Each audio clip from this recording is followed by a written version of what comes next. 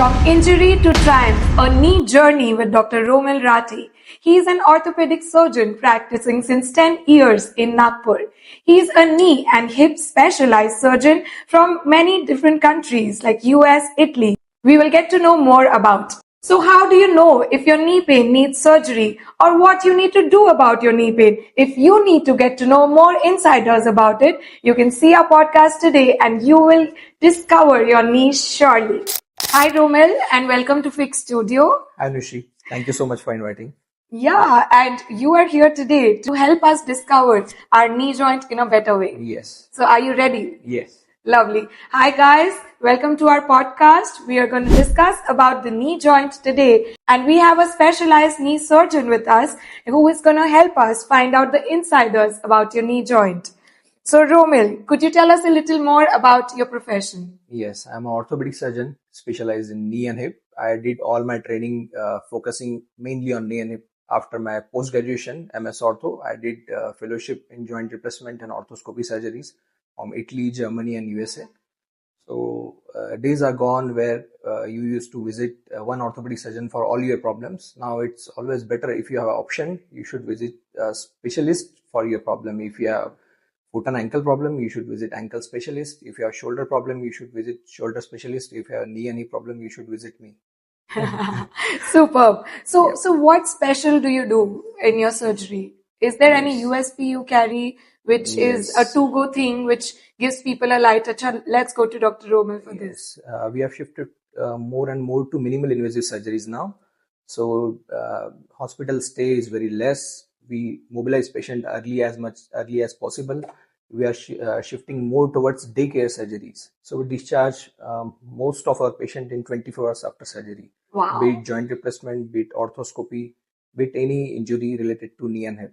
So hospital stay is getting low and low. Correct. So shifting more towards single daycare surgery. Yeah, and I think they are all robotic surgeries, so recovery is faster. Yes. That is the newer invention. In last few years, we have shifted to robotic surgeries and keyhole surgeries. We call it orthoscopy, especially for sports injuries. So there are no more blood loss. There is no more longer surgeries and longer stays. Wow, isn't that amazing, guys? So I'm Dr. Anushri Deseja. I'm a physiotherapist practicing in the field of posture and sports rehabilitation and injury pain care as well.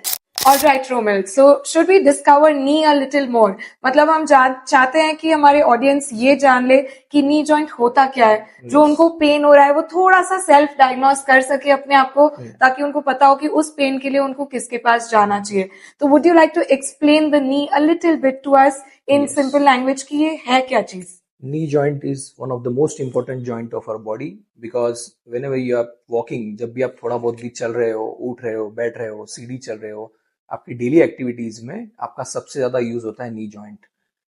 Basically knee joint is made up of two bones, femur and tibia, है ना. ये दो bone के बीच में एक गद्दी होती है, we call it meniscus. ये दोनों बोन को पकड़ के रखने के लिए, है ना, वी हैव 4 लिगामेंट्स. दो साइड से 2 कोलेटरल लिगामेंट होती है और यहाँ पे एंटी क्रूशिएट और पीछे से पोस्टीरियर क्रूशिएट लिगामेंट होती है. ये जो आपको दिख रहा है ये पटेला है, we call it knee cap.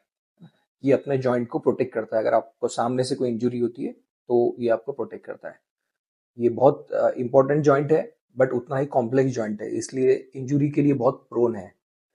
थोड़ा भी ट्विस्टिंग इंजुरी होता है उठने बैठने में, सीढ़ी चढ़ने उतरने में, तो सबसे ज्यादा अफेक्ट इजीली ये जॉइंट ही होता है. Yeah. So which are the common injuries, which mechanisms, like क्या activities करने पे mainly injuries होती है? And can you name any 3 common injuries in the knee जो आपके practice में पिछले 10 सालों से ज़्यादा आपको देखने में आई है? Yes. So most common injuries ligament sprain. ये normal sports में हो सकती है, normal walking में हो सकती है, fast walking में, running में हो सकती है. Second is meniscus injury. Meniscus मतलब ये दो बोन के बीच का जो ये ब्लू पार्ट आपको दिख रहा है, दिस इज मेनिस्कस. अगर पैर जोर से ट्विस्ट होता है तो लिगामेंट के बाद मेनिस्कस इंजूर होता है. And third one is cartilage injury. ये दोनों बोन को कवर करने के लिए जो स्मूथ पार्ट है दोनों साइड से, ये फीमर को भी कवर करता है, ऊपर के बोन को, और नीचे के बोन को भी कवर करता है. इसको कार्टिलेज बोलते हैं. अगर एज रिलेटेड चेंजेस जिसमें होता है, आर्थराइटिस, उसमें कार्टिलेज डैमेज होता है. या अगर मेनिस्कस इंजुरी और लिगामेंट इंजुरी को आप बहुत दिन तक निग्लेक्ट करते हैं, then it leads to cartilage injury. Yeah, all right. So quite some amount of things going on over there. But ये इंजरी में एकदम होते से ही हमें डॉक्टर के पास चले जाना चाहिए कि हमें वेट करना चाहिए कि स्प्रेन है 1-2 दिन में ठीक हो जाएगा? क्योंकि अक्सर हम ट्राई करते हैं कि खुद से कुछ तो इलाज कर लें जिससे वो ठीक हो जाए. तो क्या साइंस है, क्या रेड फ्लैग्स है जब हमें वेट नहीं करना चाहिए? क्योंकि earlier we heal the better it is, that's what हमने सुना है. तो क्या क्या टाइप की इंजरीज के लिए हमें रुकना चाहिए, थोड़े दिन वेट करके देखना चाहिए, और क्या टाइप की, क्या रेड फ्लैग साइंस है जिसको हमको इमीडिएटली डॉक्टर को दिखाना जरूरी है? बेसिकली सिंपल इंजुरीज, अगर आपका सिर्फ लिगामेंट्स मतलब आपका चलते चलते थोड़ा बहुत इंजुरी हुआ है, then you can have some basic home remedies जो घर के नुस्खे होते हैं, जैसे आइस फर्मेंटेशन है, रेस्ट है, लिम्ब एलिवेशन है, क्रेप बैंडेज एप्लीकेशन है, ये आप कर सकते हैं. बट अगर आपको ट्विस्टिंग के बाद स्वेलिंग है और you are unable to walk with due to pain, you should immediately visit doctor. Instability, जैसे चलते चलते लड़खड़ा रहा हो, लचक ये रहा हो सब चीज पैर. अगर आपको होती है तो आपने इमीडिएटली डॉक्टर को विजिट करना है. रेट्स साइंस हम बोलेंगे, अगर आपको स्वेलिंग इमीडिएटली आती है इंजुरी के बाद में, ट्विस्टिंग इंजुरी हुई है और आपको इमीडिएटली स्वेलिंग आ रही है और दर्द बहुत ज्यादा है, तो आपने उसको बिल्कुल निग्लेक्ट नहीं करना चाहिए. क्योंकि कभी कभी इंजुरीज की शुरुआत होती है, ग्रेड 1 होता है, हम हाँ. उसको निग्लेक्ट करते हैं, हम उसके ऊपर चलते रहते हैं, या हम स्टेयर क्लाइंबिंग करते हैं, स्पोर्ट्स इंजुरी अगर होती है उसके बाद भी स्पोर्ट्स कंटिन्यू करते हैं, तो उसमें वो ग्रेड 1, ग्रेड 2 या 3 हो जाता है, वो इंजुरी बढ़ जाती है और फिर हम डॉक्टर्स को विजिट करते हैं. That is wrong. करेक्ट. तो इट्स ऑलवेज बेटर कि आप कहीं बाहर है जहां डॉक्टर आसपास नहीं है, that is fine. You can do ice fermentation, some rest and avoid walking, avoid standing. But अगर वो आपका 24 आवर्स में कम नहीं हो रहा है, then you should visit doctor. Correct, correct. And तो ये जो आपने बोला ग्रेड 1 है, ग्रेड 2 है, तो ये पता कैसे चलता है? मतलब are there any specific diagnostic tools जिससे वो पता चलता Yes, है there. कि आर्थराइटिस हो रहा है? तो क्या लेवल का आर्थराइटिस है? क्या क्या डायग्नोस्टिक फाइंडिंग्स अवेलेबल है in latest advanced therapy lines that is available for us? Basically initial diagnosis should be done on x-ray. X-ray सिर्फ बट आपको बोन बताता है. अगर आपको सॉफ्ट टिश्यू को देखना है, मतलब लिगामेंट्स को, मेनिस्कस को, कार्टिलेज को, तो आपको एमआरआई करना पड़ता है. बट हर इंजुरी के लिए इमीडिएटली एमआरआई करना जरूरी नहीं है. आपको पहले आप कंजर्वेटिव ट्रीटमेंट करने के बाद आपको ठीक नहीं लग रहा है, तो फिर हम एक्सरे करते हैं. X-ray won't take much time, है ना, एक्सरे इमीडिएटली हो जाता है. बट एक्सरे आपको सिर्फ बोन इंजुरी के बारे में बताता है. आपको डिटेल पता करना है, और अगर इंजुरी में सॉफ्ट टिश्यू इन्वॉल्व है, कौन सा ग्रेड है पता करना है, तो उसके लिए MRI is more important than x-ray. Correct, correct. So, so we get to know about the bone, we get to know about the soft tissue through these diagnostic tools. But I think there's something called as function also. कि function हमारा पैर बाहर की तरफ मुड़ रहा है, अंदर की तरफ मुड़ रहा है, तो जैसे हम लोग फिजियोज आजकल पोस्चर रिपोर्ट बनाते हैं उसके लिए. So do you think that can also be a line कि उनको आगे एक्सरसाइज में, रिहैब में हेल्प मिलेगा? Yes, it is very much important, because हर किसी का जो बॉडी पोस्चर है वो अलग अलग होता है. बॉडी के शेप और जॉइंट के शेप भी अलग होते हैं. हमको एक्सरे में भी पता चलता है कि बोन अंदर के साइड में या बाहर के साइड में, और अकॉर्डिंगली आपको फिजियो या रिहैब मॉडिफाई करना पड़ता है. हर पेशेंट का रिहैब एक जैसा नहीं हो सकता. अगर आपको बोइंग है लेग्स में, है ना, या आपको लॉक नहीं है, तो उसके फिजियो प्रोटोकॉल सब अलग रह सकते हैं. उसके लिए आप जो पोस्चर रिपोर्टिंग करते हैं, it is very much important. Neglected part है, बहुत कम लोग उस पर ध्यान देते हैं, but is very much important. क्योंकि हर किसी का बॉडी का अलाइनमेंट अलग है, वेट अलग है, कोई ओबेस है, कोई थिन बिल्ट है, और आपका अगर सबके लिए एक जैसा प्रोटोकॉल रखेंगे तो you won't get same results. So it is very much important. So ये पोस्चर रिपोर्ट जो हम बनाते हैं उसमें बेसिकली एंकल का अलाइनमेंट, नी का अलाइनमेंट, ये सब भी मायने रखता है, जो कि शुरुआत के पेन में, जैसे आपने बोला, स्टार्टिंग में पेन ठीक हो जाए तो बेटर है, सर्जरी की नौबत नहीं आती है. नहीं तो इफ कोई लंबे समय तक पेन को चला रहे हैं तो then it leads to surgery issues. Perfect. So how quickly should somebody get X-ray और MRI? Do you think उनको वेट करना चाहिए? जैसे आपने बोला इनिशियली मेडिसिन लेके देख लो एंड उसके बाद अदरवाइज गो. सो कोई साइंस जो जैसे पॉपिंग साउंड्स होती है, कोई साइंस जिससे उनको कि अब बेटर है दिखा दे, नहीं तो कुछ गड़बड़ होगी। यस, अगर आपको इनिशियली रेस्ट, आपको सबसे इंपॉर्टेंट इज रेस्ट। जब भी आपको इंजरी होता है तो आपको सबसे पहले तो रेस्ट करना है, whatever you are doing. अगर आप स्पोर्ट्स कर रहे हैं, अगर आप कहीं ट्रैवल कर रहे हैं, इफ पॉसिबल आपको इंजरी होते से you should take some rest. You should initially do ice fermentation. उसके बाद भी अगर आपको दर्द है और या फिर आपको चलने में इंस्टेबिलिटी लग रही है, आपको साउंड आ रहा है चलने में, then you should visit nearby orthopaedic surgeon. That is very much important, क्योंकि वो निग्लेक्ट करने पे ये सब इंजुरीज जो है बढ़ सकती है। Right, right, perfect. So guys, conservative care. First, start with rest. Do some physio. Make sure you show it to your doctor so you get the appropriate medications. Don't let your injuries increase and pile up. And if nothing is solving, you should consider getting it surgery and getting it corrected. The needful corrections which is needed. अब आपको बहुत time से दर्द है, but अब doctor के पास आपको जाना तो जरूरी है। तो रोमिन, एक बार कोई आता है तो आप इनिशियली क्या क्या असेसमेंट करते हैं, जिसके बाद हम जो स्टार्टिंग का ट्रीटमेंट लाइन किस टाइप से आप डिसाइड करते हैं? यस, इट डिपेंड्स आपको साइन सिम्टम्स कब से है।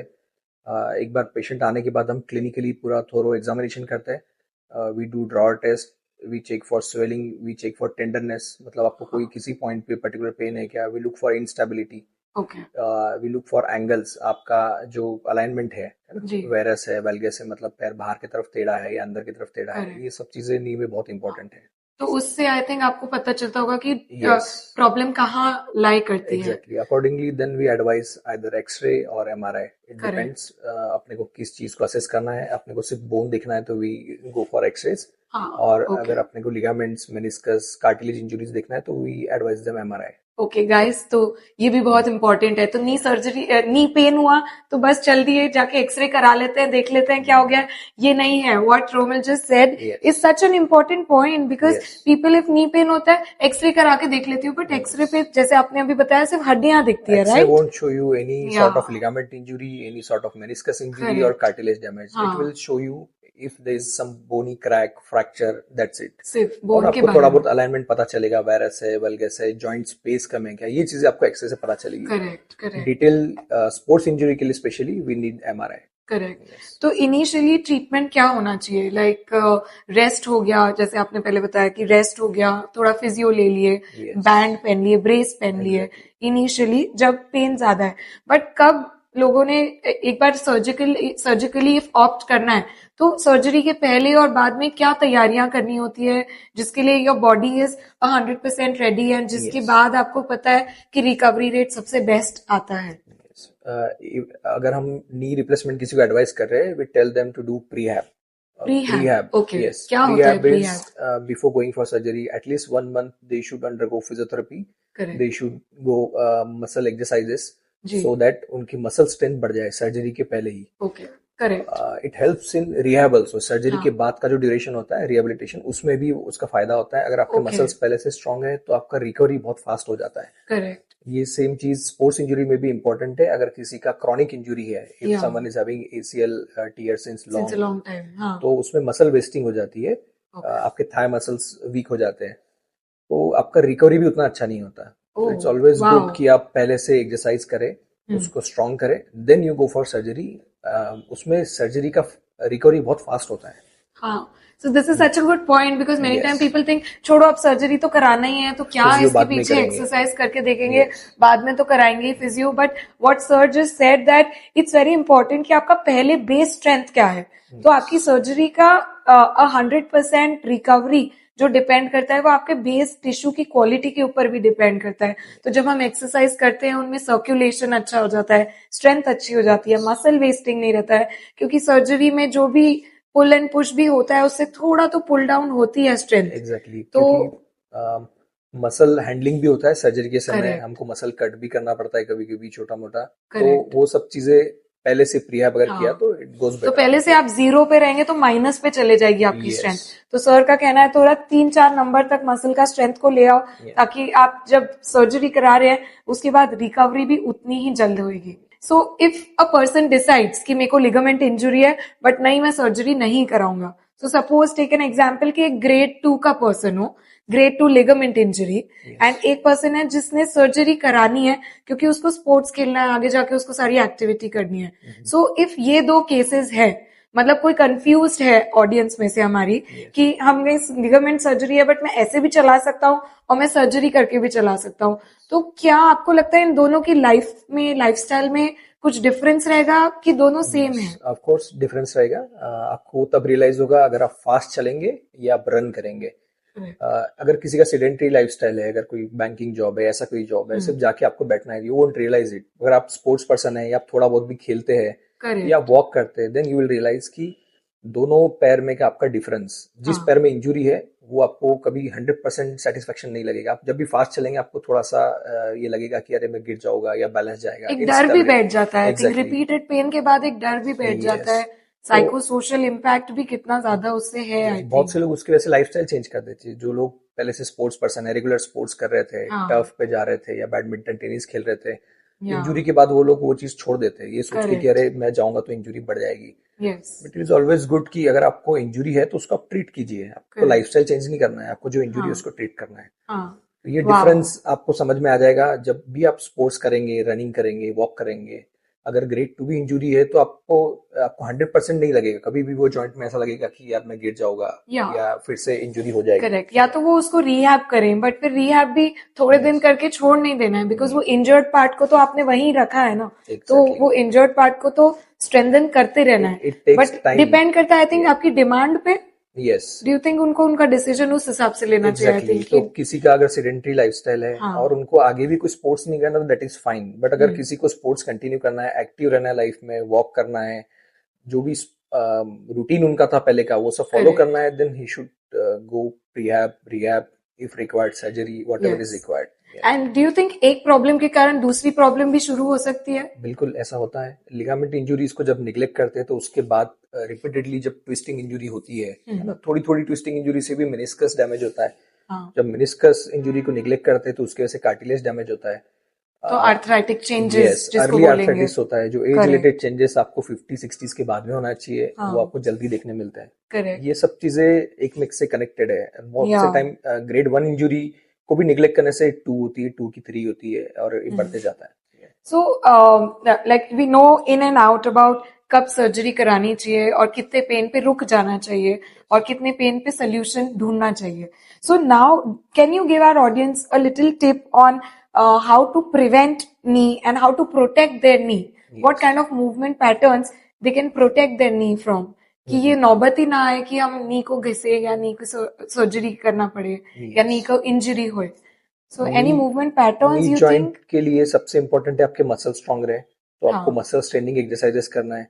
ये आपको यूट्यूब के वीडियोस देख के या गूगल पे देख के नहीं हो पाएगा. You should visit physiotherapist. आप उनसे एक बार सीख लीजिए. If you are not able to visit them regularly, correct, you can do it on your own, but at least you should visit them and learn it properly. आप 1-2 session करके उनसे सीख लीजिए, फिर आप घर पे कर सकते हैं. राइट. इंजरीज को प्रिवेंट करने के लिए आपको ये ध्यान देना है कि अगर आपकी मसल स्ट्रेंथ ज्यादा नहीं है तो you should avoid sitting cross leg, you should avoid squatting. Oh, I'm sitting cross-legged. नहीं, that is fine. Sitting cross-legged on okay. Sitting cross-legged on floor you should avoid. Okay. That is very important. Okay. Especially अगर early arthritis है, वो knee pain का शुरुआत हो चुका है, you are around 50s, then you should stop sitting cross-legged on floor or train yourself to sit on floor. Sitting cross-legged on height is fine. आप chair पे या बेड पे आपको बैठना है. लोग बोलते हैं कि हमको खाने के लिए आदत है ऊपर बैठने की या हमको अच्छा लगता है, तो you can sit cross leg, that is not an issue. नीचे नहीं बैठना चाहिए कि when you get up from sitting position आप पूरा प्रेशर देके उठते हैं. और अगर आपके मसल स्ट्रांग नहीं है तो आपका पूरा प्रेशर जो है आपके कार्टिलेज पे आता है. करेक्ट. और वो धीरे धीरे करके आपका डैमेज बढ़ाते जाता है. तो that is very much important. Wow, तो that's an interesting point. So aunties, if आप लोग को क्रॉस लेग बैठना है, आप ऊपर डेफिनेटली बैठ सकते हो, और नीचे बैठना है तो पहले एक्सरसाइज करो फिर बैठ सकते हो. Nice. So we never stop doing what we like to do. Yes. That's important. Yeah. So for our desk-bound users, like there are people who are sitting on desk for hours. Do you have any small tip for them कि how they should sit for long hours? क्योंकि कई बार मैंने सुना है कि नी lock हो रहा है मेरा, मैं जब ज्यादा देर बैठ के उठता हूँ तो नी लॉक हो रहा है, बट वो तो बैठ ही रहे हैं, नी को यूज भी नहीं कर रहे हैं दिन भर. So can you tell them why that must be happening to you and what habits they should incorporate while sitting or maybe in their routine? Posture is very much important. Posture roles plays very much important role in this. Daily habits में आपको exercise, कुछ तो आपके exercise आपके routine का part होना चाहिए. अगर आपका सीडेंटरी लाइफस्टाइल है, अभी अगर 8 से 10 घंटे से ज्यादा आपका सीटिंग है, तो you should break your posture. मतलब आपको कंटिन्यूस एक पोजीशन में बहुत देर नहीं बैठना है. 2 मिनट उठ जाओ, राउंड मार लो. Yes, 45 minutes से 1 hour में. And this is not only important for your knee, it is important for your back, your neck, all these things. Correct. अभी post Covid work from home में बहुत लोगों को इससे प्रॉब्लम हुआ है, क्योंकि आप प्रॉपर वर्क सेशन नहीं था, आप बेड पे बैठ के काम कर रहे हैं, आप लैपटॉप बेड पे लेके बैठ रहे हैं. तो ये सब चीजों में सिर्फ नी नहीं, बैक, हिप, स्पाइन, सब चीजों में full body इश्यू हो रहा था. for your health basically. You mean it's important to keep moving. Right. So any supplements you think which everyone should take जिससे नी हेल्दी रहता है? क्योंकि आजकल इंस्टाग्राम पे जो दिखता है लोग दवाइयां खानी शुरू कर देते हैं.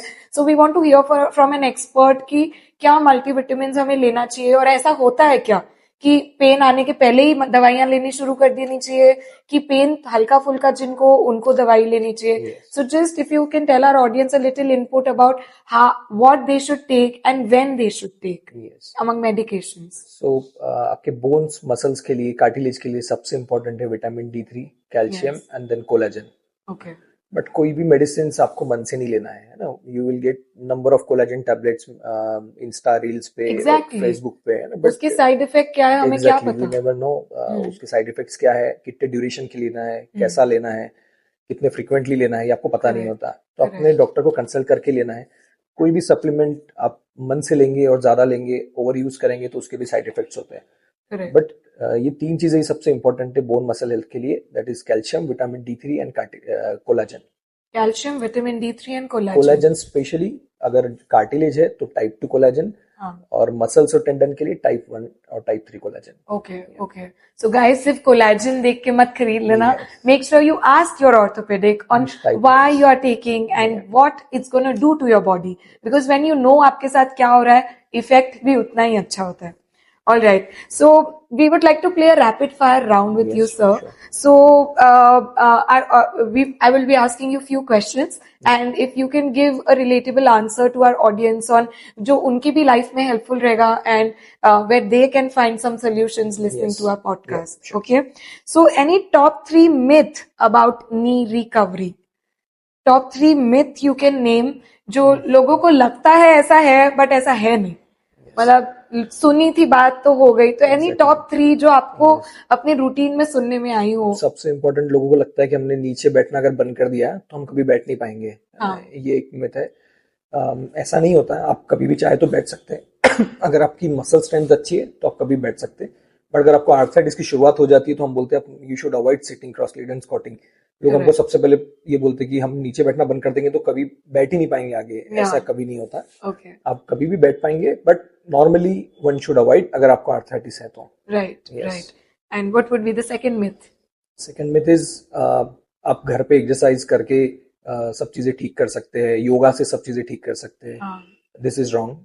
योगा भी आपको सर्टिफाइड ट्रेनर से करना चाहिए. एक्सरसाइजेस भी आपको यूट्यूब वीडियो देख के नहीं करना चाहिए. अगर किसी ने उसमें 5 साल पढ़ाई की है तो इट हैज सम इम्पोर्टेंस. तो फिजियोथेरेपिस्ट का ये बहुत इंपॉर्टेंट रोल है इसमें.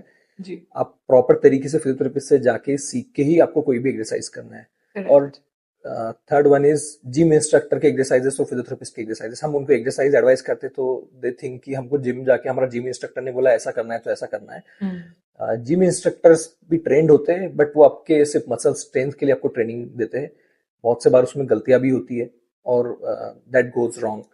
तो जिम इंस्ट्रक्टर वाली ट्रेनिंग अलग होती है. आपको बॉडी बिल्डिंग करना है तो gym instructor is fine, but आपको मसल्स की स्ट्रेंथ प्रॉपर बढ़ानी है, मैकेनिक्स बेसिकली. एग्जैक्टली. तो आपको ट्रेंड फिजियोथेरेपिस्ट के अंडर वो जाके उनके सुपरविजन में ही ये चीजें सीखना चाहिए. It is very much important. And once they learn maybe they can take it forward to their gym and tell their trainer about dos and don'ts, क्या करना है. It is very much important. Nice. So this is a rapid fire. So you have to be very quick now. Yes. So one exercise which everyone should do. Cycling. Okay. Yeah. Wow. Yes. So best way to manage swelling at home. Ice fermentation. Ice pack application. Ice pack. Yeah. This is a big confusion. A lot of people ask, garam karna hai, thanda karna hai, kya karna hai. So swelling hai to thanda karna hai. Guys, All right. ये मैं इसको थोड़ा सा detail बोलूंगा, हाँ. Though it is rapid fire. Yeah.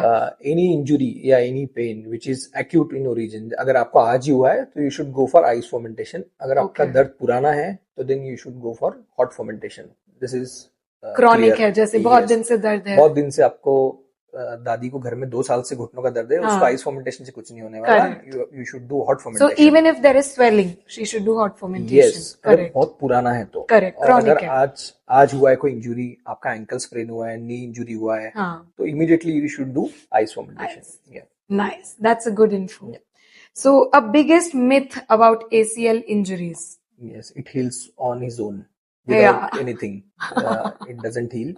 आपको उसमें अगर ग्रेड 1 भी है तो भी उसमें फिजियोथेरेपी लगता है. Yes. अगर ग्रेड 2 है तो भी फिजियोथेरेपी लगता है. ग्रेड 3 में आपको सर्जरी भी लगती है और उसके बाद भी फिजियोथेरेपी लगता है. Correct. वो खुद इनिशियली ऐसा हील नहीं होता. Yeah, because it's taking पूरे शरीर का भार. Exactly. How will it heal on its Yes, own? it It's is one not of the most possible. important ligament of your body, Yeah. but one of the most commonest injured ligament of your body. Yes. And any one daily habit to keep your knees healthy? Again, cycling. Cycling. Yes. Yeah. Cycling and I think read your body. Yes. You should know. Hear about your body. Like you said, Exactly. pain आ रहा है तो उसका Don't neglect it. it's a red flag.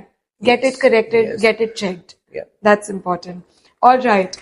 So we heard lovely things today from Dr. Romil Rathi, and I hope आप लोग को भी कुछ solution पता चला होगा कि क्या करना चाहिए जब आपकी नी में इंजरी हुई है, कब अपने आप को रोकना चाहिए, कब अपने आप को सेल्फ हील करना चाहिए. आपको खुद से भी खुद का इलाज करने के काफी तरीके पता चले होंगे हमारे साथ आज. एंड क्या मेडिसिन लेना चाहिए, किससे पूछ के लेना चाहिए, कब खुद से एक्ट करना चाहिए, कब पूछ के एक्ट करना चाहिए. All of this together with us today. So thank you so much guys for your time to watch us today, and thank you Romil Thank you sir so much, for Anushree. giving us such lovely inputs, and I hope people understand their knee better today, and whenever they have knee pain they come running to you or to me sometimes when you tell them ki let's get started, exercise and fix it, and maybe we don't need surgery. So thanks to the advancement in field of orthopedic surgeries as well, that we have robotic surgeries which are so fine, and we rehab so well after them. And thanks to you guys, हमारी भी मेहनत काफी बच गई है उसमें, नहीं तो पकड़ पकड़ के घुटने मोड़ने पड़ते थे. Now Yes. it's like it's a cakewalk. The recovery is so fast for people. All right, guys. Thank you so much for your time today. We had a lovely time with you. If you like listening to about your knee, and if you have some queries about your knee, you can definitely go to Dr. Romil Rathi. He's placed in Nagpur at Lokmat Square, and he's performing his surgeries at renowned hospitals like Care Hospital and Wockhardt Hospital. We have our physio clinic, which is there in Ramdas Peth and Poonam Chambers. So whenever you think you need some rehab, you need some strength to your knee, we can guide you there. And also, if you want to hear more podcasts from us on different topics, you can please share and follow us. So if you need to hear more podcasts about your body and strength of your body and pains in your body from us, you can please follow us and share our links with your friends who has knee pain and help them find solutions with us. Thank you so much, Thank Romil you so sir, much. for being with us today. Thanks a lot. And we had a wonderful time chatting with you. Same here. Thank you.